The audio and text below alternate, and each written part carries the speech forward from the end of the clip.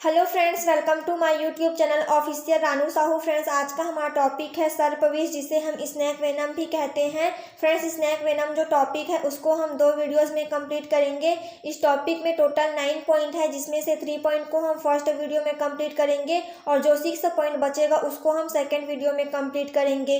तो चलिए friends, start करते हैं इस टॉपिक के फर्स्ट वीडियो को। फ्रेंड्स, आज के इस वीडियो में सबसे पहले हम स्नैक वेनम या सर्पविष का इंट्रोडक्शन देखेंगे। स्नैक वेनम या सर्पविष के इंट्रोडक्शन में हम जानेंगे कि सर्पविष सर्पों में कहाँ पर बनता है, सर्पविष का कलर किस प्रकार से होता है, वह स्वाद में किस प्रकार का होता है, और इसमें हम यह भी जानेंगे कि स्नैक वेनम हमारी बॉडी में पहुंचकर हमारी बॉडी में किस प्रकार से इफेक्ट डालता है। फिर सेकेंड पॉइंट में देखेंगे डेफिनेशन, और थर्ड पॉइंट में देखेंगे हम इसका type of snack venom. Type of snack venom में हम जानेंगे कि स्नैक वेनम या सर्पविष कितने प्रकार के होते हैं और इनके सभी प्रकार हमारी बॉडी में पहुंचकर हमारी बॉडी को किस प्रकार से प्रभावित करते हैं, इसके बारे में हम जानेंगे। तो चलिए फ्रेंड्स, स्टार्ट करते हैं। सबसे पहले हम इसका इंट्रोडक्शन। सर्पविष या स्नैक वेनम सर्पों के सिर पर पाई जाने वाली विष ग्रंथियां या पॉइजनस ग्लैंड से स्रावित होती हैं। कहने का मतलब है कि सर्पों के सिर में पॉइजनस ग्लैंड या विष ग्रंथियां पाई जाती हैं, जिसमें विष का निर्माण होता है। इस डायग्राम में हम देख सकते हैं स्नेक के हेड के अंदर में यहाँ पर हमें पॉइजनस ग्लैंड या विष ग्रंथि दिखाई दे रही हैं। इसी पॉइजनस ग्लैंड या विष ग्रंथि के अंदर में विष का निर्माण होता है, और जब ये सर्प किसी व्यक्ति को काट लेता है तो यह इसके दांतों के द्वारा उस व्यक्ति के शरीर में स्रावित हो जाता है। उसके बाद अगर हम स्नैक वेनम के कलर को देखें तो यह हमें ग्रीन या येलो कलर का दिखाई देता है, और इसके स्वाद या टेस्ट की बात करें तो यह कड़वा, क्षारीय तथा खट्टा अम्लीय प्रकृति का होता है। इसके बाद चलिए जानते हैं कि स्नैक वेनम हमारी बॉडी में किस प्रकार से इफेक्ट डालता है। तो स्नैक वेनम एक प्रकार का कार्बनिक यौगिक होता है और यह शरीर के कटे हुए भाग पर ही क्रिया करता है।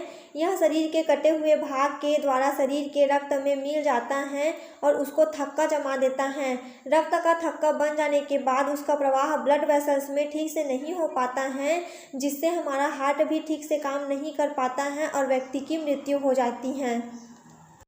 कहने का मतलब है कि जब कभी भी किसी व्यक्ति को सांप बाइट कर लेता है या काट लेता है तो जिस स्थान पर स्नैक उस व्यक्ति को बाइट करता है उस स्थान से स्नैक वेनम या सर्पविष जो होता है उस व्यक्ति के शरीर में स्रावित हो जाता है, पहुंच जाता है।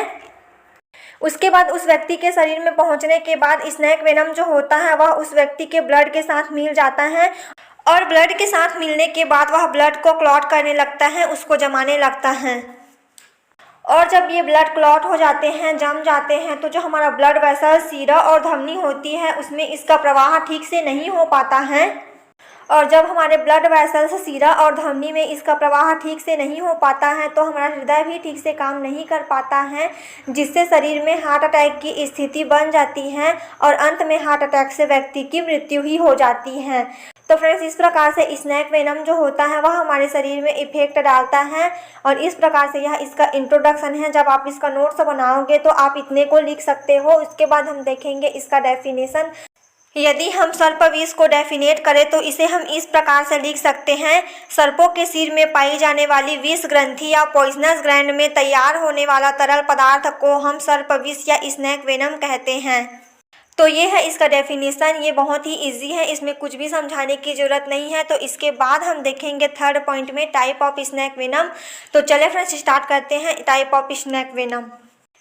यदि हम स्नैक वेनम की टाइप की बात करें तो यह मुख्य रूप से 4 प्रकार के होते हैं, जिसमें से पहला है साइटोटॉक्सिक वेनम, दूसरा है प्रोटियोलाइटिक वेनम, तीसरा है न्यूरोटॉक्सिक वेनम और चौथा है हीमोटॉक्सिक वेनम।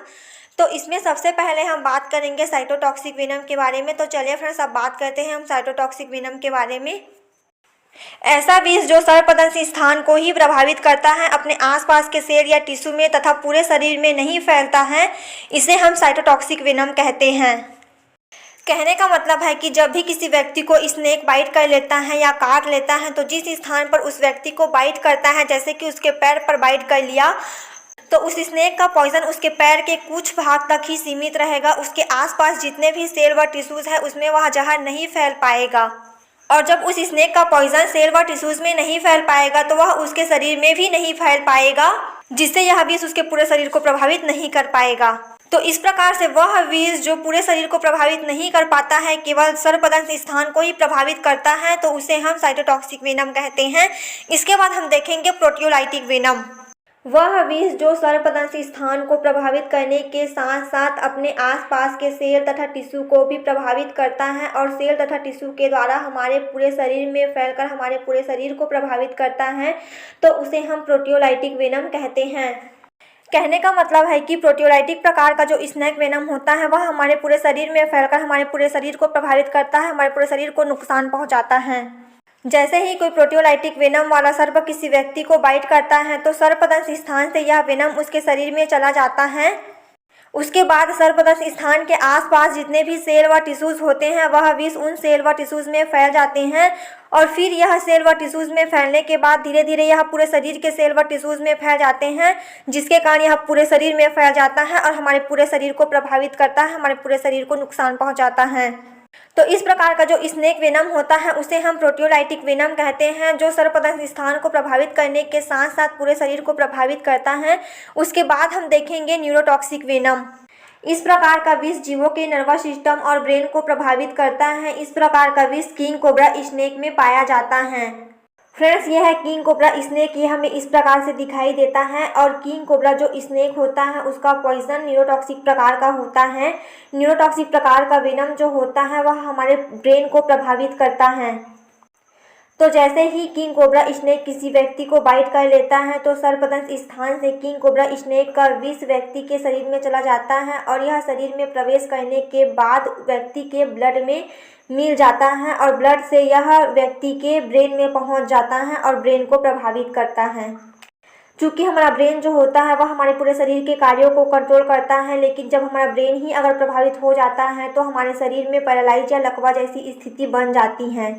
पैरालाइज या लकवा की स्थिति में पीड़ित व्यक्ति का हाथ पैर काम करना बंद कर देता है, वह अपने शरीर को हिला डुला नहीं पाता है, उसके पूरे शरीर में अकड़न हो जाती है।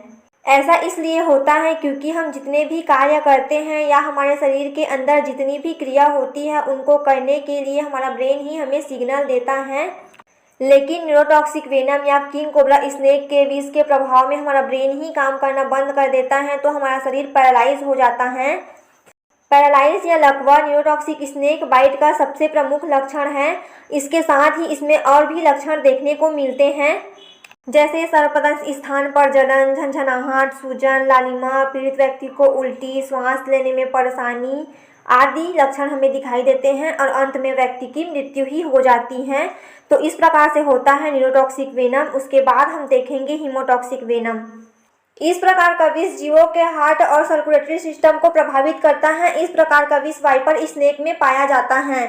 फ्रेंड्स, वाइपर स्नेक जो होता है वह हमें इस प्रकार से दिखाई देता है। वाइपर स्नेक के पीठ पर इस प्रकार के धब्बे दिखाई देते हैं और वाइपर स्नेक जो होता है उसका पॉइजन हीमोटॉक्सिक प्रकार का होता है। हीमोटॉक्सिक पॉइजन हार्ट और सर्कुलेटरी सिस्टम को प्रभावित करता है। जैसे ही वाइपर स्नेक किसी व्यक्ति को बाइट करता है तो सर्पदंश स्थान से वाइपर स्नेक का विष व्यक्ति के शरीर में पहुंच जाता है और व्यक्ति के शरीर में पहुंचने के बाद वह ब्लड में मिल जाता है और ब्लड में मिलकर वह ब्लड को क्लॉट करने लगता है, उसको जमाने लगता है। और जैसे ही व्यक्ति के शरीर में ब्लड जम जाता है तो जो हमारा सर्कुलेटरी सिस्टम होता है, जो हमारा ब्लड वेसल्स होता है, सिरा और धमनी, वह ब्लॉकेज हो जाता है, वह बंद हो जाता है, जिससे शरीर में रक्त का प्रवाह ठीक से नहीं हो पाता है। तो अब स्वाभाविक सी बात है, जो हमारा ब्लड वेसल्स है, सिरा और धमनी, उसमें ही रक्त का प्रवाह ठीक से नहीं हो पा रहा है तो हमारा हार्ट भी ठीक से काम नहीं करेगा, हमारा हार्ट भी ब्लड को पंप नहीं कर पाएगा, क्योंकि वाइपर स्नेक के विष के प्रभाव में ब्लड जो है वह क्लॉट होने लगता है, जमने लगता है। इसके साथ ही रोगी व्यक्ति में अन्य लक्षण भी दिखाई देते हैं, जैसे सर्पदंश स्थान पर लालिमा, सूजन, अत्यधिक पीड़ा, रोगी व्यक्ति को उल्टी होना, सांस लेने में परेशानी, जी मचलाना आदि। तो इस प्रकार से वाइपर स्नेक के विष का प्रभाव रोगी व्यक्ति के ऊपर पड़ता है और वाइपर स्नेक जो होता है उसका विष हीमोटॉक्सिक प्रकार का होता है। हीमोटॉक्सिक वेनम हार्ट और सर्कुलेटरी सिस्टम को प्रभावित करता है। तो इस प्रकार से कंप्लीट हो गया टाइप ऑफ स्नेक वेनम। अब इस टॉपिक के जितने भी पॉइंट बचे हुए हैं उसको हम सेकेंड वीडियो में कंप्लीट करेंगे। सेकेंड वीडियो को देखने के लिए आप इस वीडियो को देख सकते हैं और इसी प्रकार के बीएससी क्लासेस और नोट्स के लिए वीडियो को लाइक एंड चैनल को सब्सक्राइब करें। Thank you for watching my video. मिलते हैं नेक्स्ट वीडियो में।